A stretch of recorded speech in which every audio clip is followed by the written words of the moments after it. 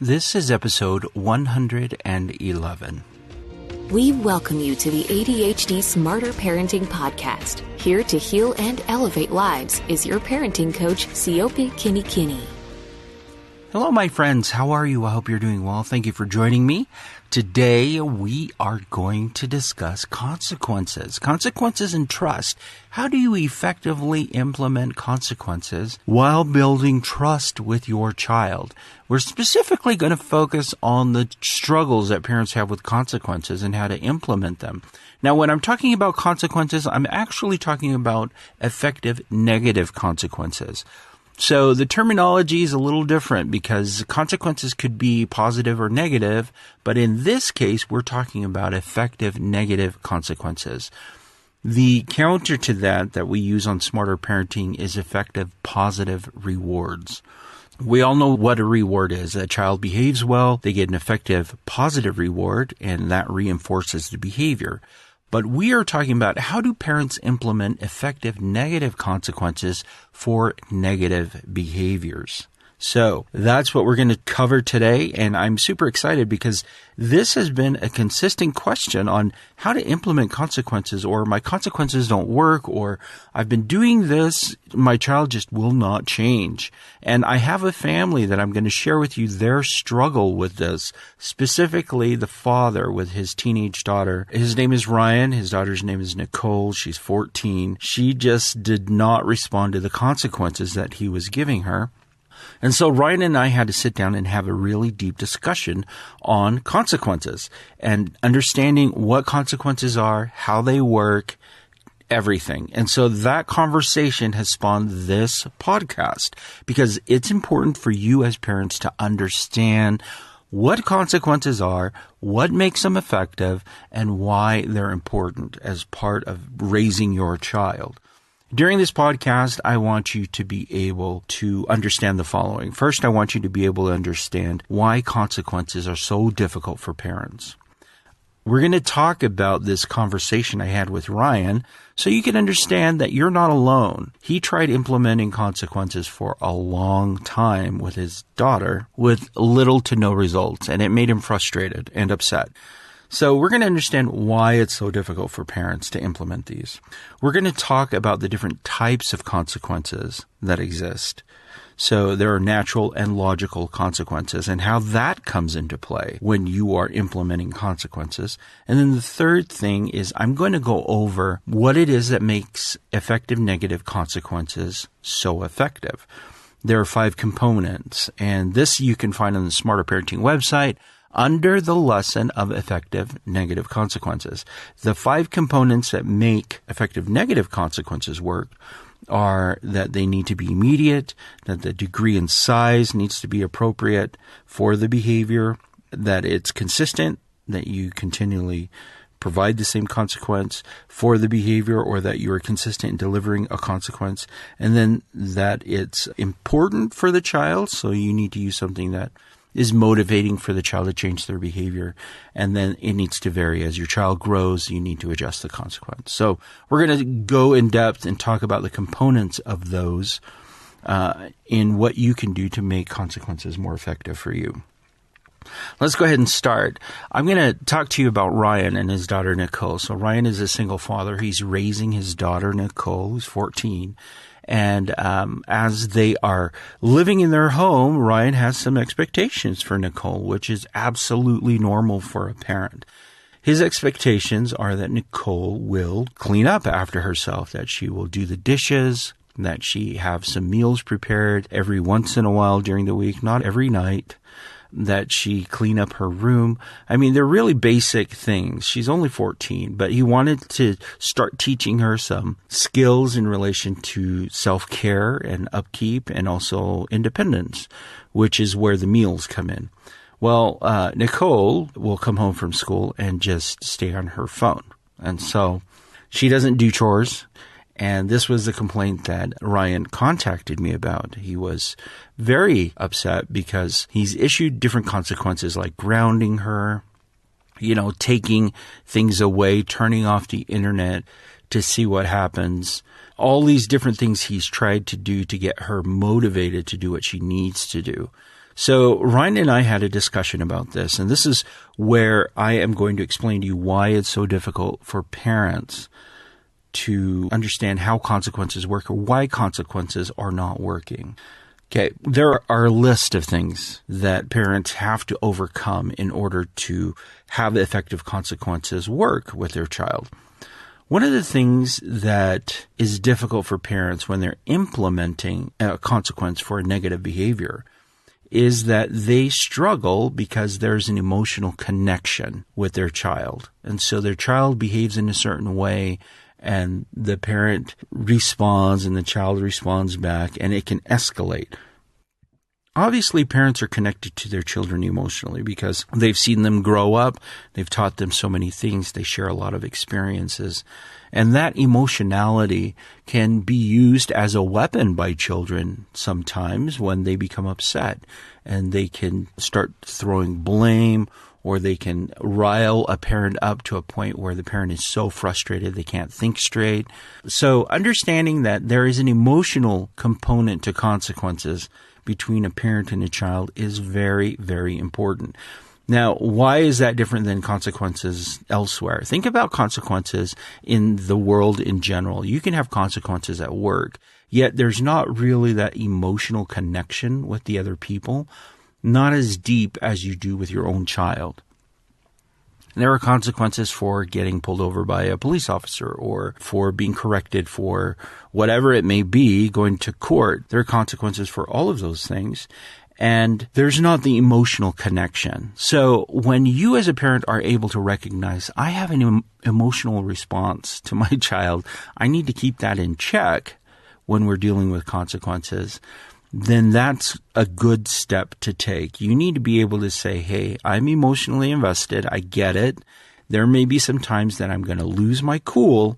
What can I do in order to remain calm so we can deal with this in the appropriate way? Because your child is going to take their cues from your reactions.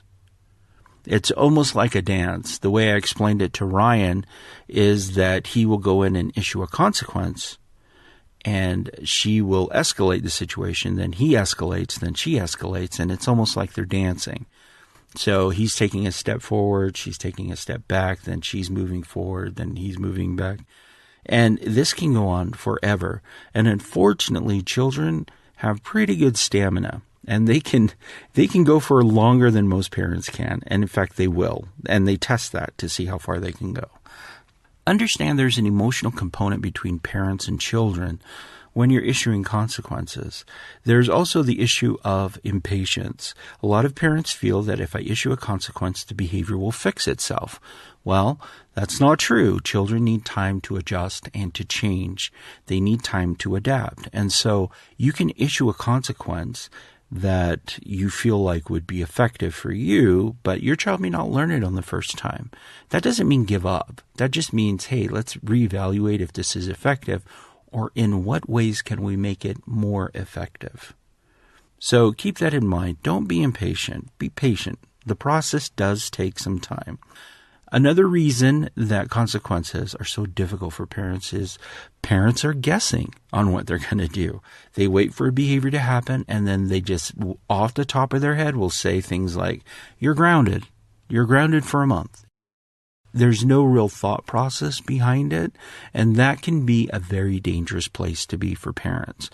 When you are reactive that way instead of proactive, your child and you may end up in a place you don't want to be. Case in point with Ryan and his daughter, Nicole. Ryan would wait and come home, find her on her phone. He would become upset, and he would, just in his frustration, give her a consequence. You're grounded. You're grounded from not seeing your friends. You can't go out anymore for the next month. Now, that was a knee-jerk reaction based on where he was. He had a long day at work. He was tired. He came in. She didn't do what was expected. He was frustrated. And I understand that. But when you're guessing on what you're going to give as a consequence in the moment, when you yourself are upset, you often will overshoot and you will give a consequence that is too large or nearly impossible to enforce. So in Ryan's case, he worked and there was no way for him to monitor Nicole after school until he got home. So for him to say you're grounded completely, you can't see your friends, it wasn't logical. She could find ways to make it work. So again, you want to take the guesswork out of the effective consequences that you are giving. Now, one of the other things that makes consequences so difficult for parents is that they are looking to teach their child through consequences. And sometimes they're focused on punishing. And this is a question that you have to ask yourself. Am I issuing a consequence to teach my child how to behave, or am I punishing my child into behaving the way I want them to behave? Two very different approaches, right? If you're punishing your child, I want you to think of it as the correctional system that we have, where people do a crime, they're thrown in jail, and they're being punished for their behavior. Now, when they leave jail, did they necessarily learn anything to keep them from going back to jail? Possibly. They may be scared. Or they may have learned that, hey, this isn't so bad. I don't care. I'm just going to continue. So the idea that punishment is going to shape a behavior is antiquated. And it does not necessarily work, especially for children. What you want to do is evaluate, am I teaching my child what they need to know in order to do what they need to do? And that comes with the teaching. You have to ask yourself, is this consequence that I'm giving my child teaching my child what they should do? Or is it teaching them something completely different? Now, with Ryan and his daughter, when we were talking about teaching and grounding, I asked him, grounding, what is that teaching her? And he told me, well, he wasn't sure. And then he said, well, I guess it would be that if she doesn't do her chores and she doesn't do what I ask her to do, she can't have a fun time with her friends. And I said, okay, so you want to equate her inability to follow through with chores with her inability to have a good time with friends? He said, yes. I said, okay. So as we evaluate this, does this really teach her that lesson? And is this doable? I mean, is this really the end point of the consequence that you're issuing? And he said, well, in a roundabout way, it makes sense to me, but maybe not for my daughter. And I said, what do you mean? And he said, well, I don't know, punishment like that, he just wasn't sure that it would connect it with her not being able to do chores. And he said, but I just don't know what else I can do. So we talked about that. We talked about what can you do to teach your child what they need to do. And what we found was interesting. We found that even though he felt like he needed to issue a consequence because he felt like she didn't follow through and that she needed to be punished for that, we focused it and switched it to teaching her what she needed to do by offering her incentives, so rewards. So this is where I've talked about this before. Consequences and rewards are related. They're practically the same coin, just different sides of the same coin. And as parents, you have to ask yourself the question, what is going to teach my child what they need to do? Is it going to be through using a reward system or use something as a reward to reinforce that positive behavior? Or do we need to do the consequence? Now, you need to use both, obviously. I'm not saying don't use consequences, but you have to evaluate based on your child and the way that they learn, which is going to work best. So with Ryan, we kind of flipped it. We provided her with some incentives to get things done as rewards to teach her, hey, if you do your chores, you do get time with your friends, and this is the amount of time you get. This is going to be reinforcing to her. Children learn better through reinforcements than they do through the consequences, because consequences can often breed fear and uncertainty. So as a parent, ask yourself that question. You want to evaluate with yourself. Am I teaching my child what I want them to do?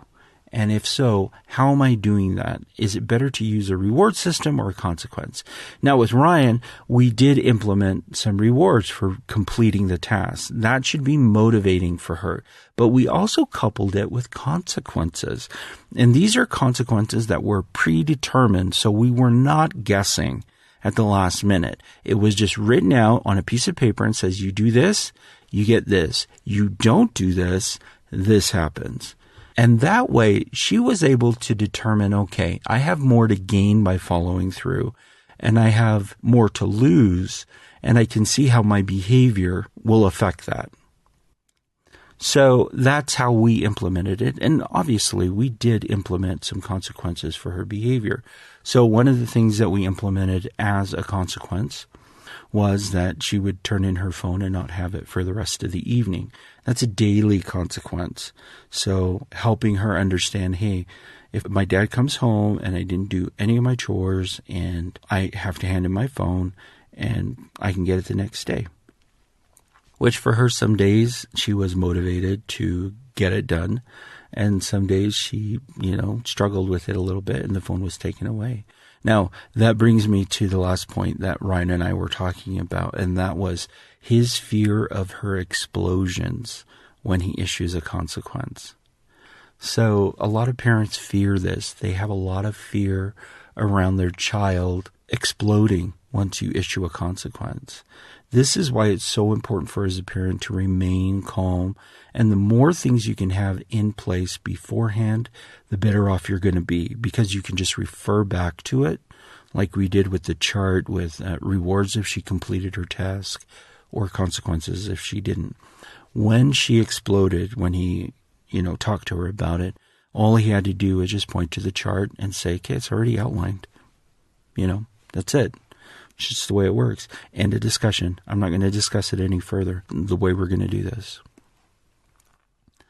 By implementing this with Ryan and his daughter, it saved him a lot of stress and a lot of concern.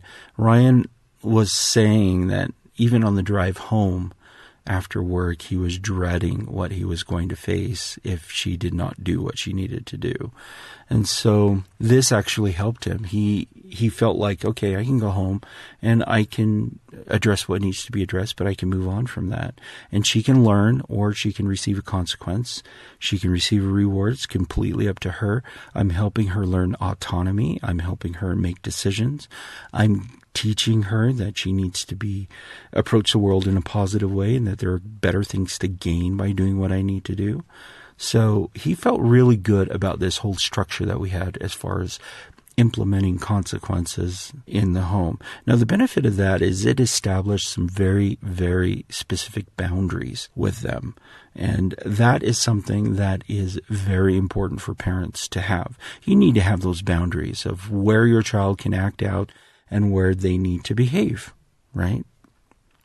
Now, there are two more topics that I wanted to cover, which is the types of consequences, natural and logical, and then how to make your consequences more effective as a parent, with some practical ideas of the ways that you can implement this. But before we do, I have a message for you from us here at Smarter Parenting, so take a listen.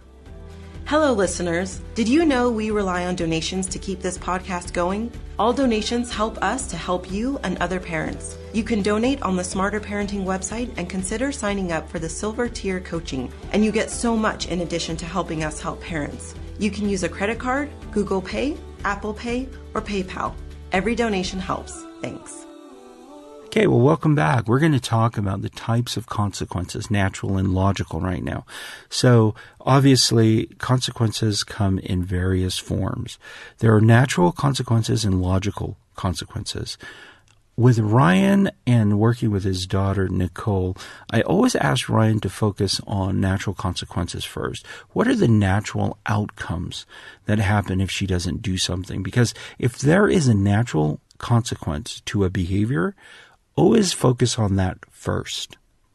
That tends to help your child really cement the idea that this is the way things work. Natural consequence, for example, if I were to go and put my finger on a hot stove, my finger would get burned. That's a natural consequence. If I knew the stove was on, natural consequence, right?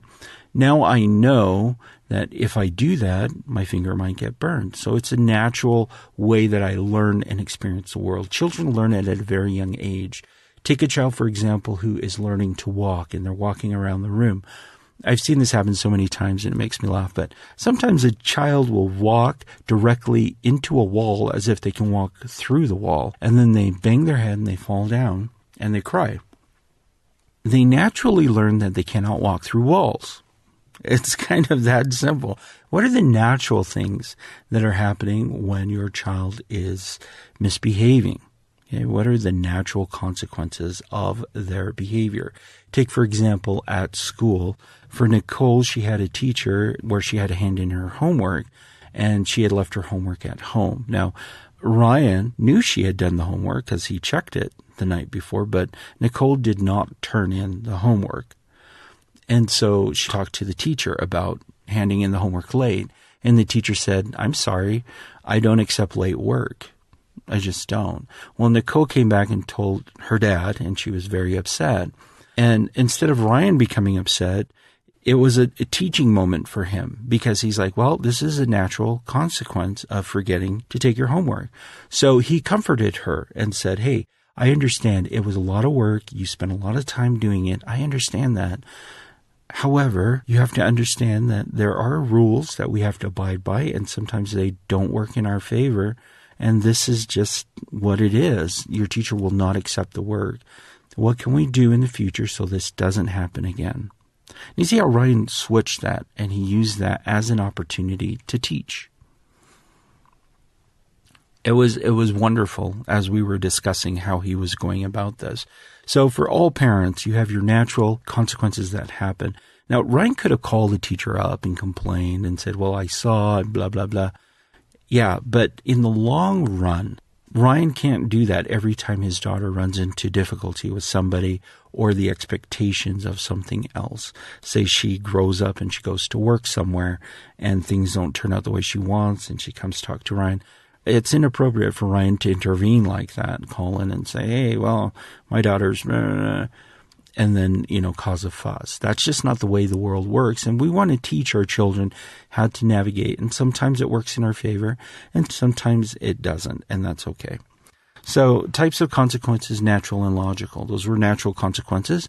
Those are the best teachers. If you can find a natural consequence for something your child does, negative behavior, focus on that, help them understand that, and then help them navigate through that so they don't repeat it again. Now, a logical consequence would be, how do we implement a consequence? And this is where the parents feel the most stuck. And honestly, a lot of parents don't realize there are these different kinds of consequences. So they always go for, what can I inflict on my child in order to get them to behave? You need to switch your thinking, okay? Again, evaluate the behavior your child has. You need to really look at it and then identify, are there any natural consequences that happen because of that? So with Ryan and Nicole, for example, if she didn't finish her chores, we felt like, hey, okay, the natural consequence to that is you still have to do your chores, but you don't have as much time to do other things.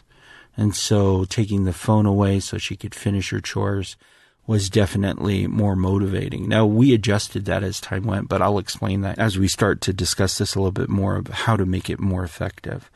But you also want to have some other logical consequences that you can implement. So taking privileges away is one consequence that you can use.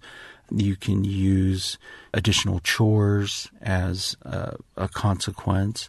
And again, you have to go back and ask yourself, is this teaching my child what I want my child to do? Is it really teaching them?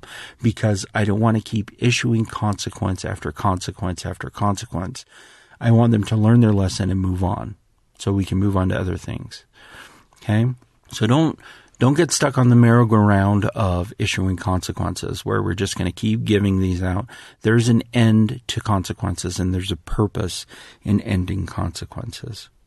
So keep in mind those two. Natural, just what naturally happens as a result of their behavior, and then the logical are the ones that you think of that you connect to the behavior. And this is where most parents feel like it's entirely focused on them coming up with consequences. Take some time, step back and see, are there natural things that occur that will help teach my child what they need to do? I will say this, with Nicole, she never handed in a late assignment again because she felt like it was a waste of my time to do it and then not get credit for it. So for her, she set up a plan in a way that she could absolutely hand in the work on time. She learned the lesson. It was a consequence and, it hurt her grade a little bit, but it's better for her to learn that now than it is for us to continually struggle and have dad save her, rescue her, and her not learn that there are consequences to her behavior. Okay? So types of consequences, natural and logical. Now, the last thing I want to cover is that there are 5 components that make effective negative consequences work. And these are things that parents need to keep in mind. 5 components are immediacy. So if your child is young, you want the consequence to happen as immediately as possible to the behavior. This connects the behavior and the consequence together. For older children, you can take a little bit more time, but still the quicker you can connect a consequence with the behavior, the more your child is going to be able to connect those dots as well. So immediacy. Degree or size. This means that you need to be able to give a consequence that's the right size. Ryan was giving Nicole consequences that were too big. He grounded her for a month. Now, that was just too much for her not doing her chores for a single day. So we started to break it down, and we focused on if she didn't do it for a day, she got a consequence for the day, and then the next day she could start over. That way, we're teaching her, hey, you can turn this around, and we're giving you opportunities to turn it around. It's all up to you. And it was more manageable for Ryan. Can you imagine saying you're grounded for a month and then having to keep track of that? And for a lot of parents, and I've said this before, once you implement a consequence like that, you actually put yourself in jail, because not only is your child grounded, but now you're grounded because you have to watch your child be grounded. So, not that great. Remember, degree and size is important. You want to be sure it's appropriate for the behavior. Degree and size. If she was able to do her chores the next day, we obviously wanted to give her a reward that was the appropriate degree and size. So we focused on days for her rather than weeks of grounding or months of grounding because she was 14. Now, consistency. The reason that I had Ryan write everything down and had them both look at it and work on it together, where there's consequences and rewards for specific behaviors after school, is so that it can keep them consistent. There's something about writing it down and keeping it visible that makes things more permanent, not only for a child, but for a parent. As I mentioned before with Ryan, when his daughter would explode because he thought something was unfair, he didn't need to argue or try and convince her. He would just look at the paper and say, this is it, end of argument. We already agreed, this is the way it's going to work. And that helped him move forward without having to deal with the explosiveness of her disagreeing or the mood swings that happen with children when they don't want to do what they don't want to do. So it's a wonderful thing. At the same time, it keeps dad consistent too, because Nicole, on the flip side, recognized that she did things, and there were moments when her friends were going to do something. She finished everything on the list before her dad got back. And her dad obviously gave her praise for doing that, and she was able to go to the list and say, see, I did this, and I now have time to hang out with my friends, and can I go right now? Okay, win-win for everybody. So keeping it consistent by writing it down, being sure you can follow through, those are essential, absolutely essential. Now, the fourth component that makes consequences effective is it needs to be important. We focused on, for the behavior, consequences that were important for her. So time with friends was important for her. It's not really logical and it's not helpful to give a consequence that's not important. So if Nicole was an introvert right? And she didn't care about hanging out with friends, then grounding her from friends would do nothing. We wanted to focus on what can we do that's focused on things that are important to her. So you need to be sure to understand that. This is also a great way for you as a parent to evaluate the changing needs of your child, because what's important to them now will be different in a year from now. I know with my own child, when she was younger, she had some stuffed animals that she absolutely loved, and they were motivating to help her earn rewards. And as she grew, obviously she outgrew that and she changed. And so adapting to that change. But we always focused on what was important. Adapting to the change is the very last component, which is it needs to be varied. You're going to realize your child is going to change over time.